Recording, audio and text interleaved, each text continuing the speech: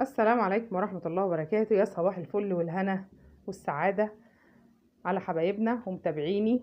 النهاردة هنعمل مع بعض وصفة حلوة وبسيطة ومش مكلفة، بالموجود عندك في البيت. ممكن تستغني عن حاجات وممكن تزودي على حاجات على قد ما تقدري. احنا بنحاول نضيف القيمة الغذائية لعيالنا. بنص كيلو دقيق عملنا مع بعض كذا شكل وكذا حاجة، وعملنا فطار وعملنا عشاء. بسم الله ما شاء الله، على قد طبعا الأسرة بتاعتك. والله العظيم كفتنا فطار وكفتنا عشاء، بسم الله ما شاء الله، مع كوباية شاي بلبن، مع كوباية شاي، مع كوباية عصير، وانتي قاعدة كده على قد ما تقدري. على قد ما نقدر زي ما بنقول، بنحاول ايه يعني نطلع العيال او نطلع نفسنا من المود اللي احنا فيه.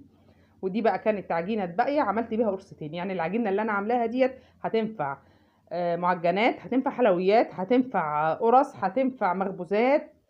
يعني بصي هتنفع عيش فينو، ممكن تعمليها لكل حاجة.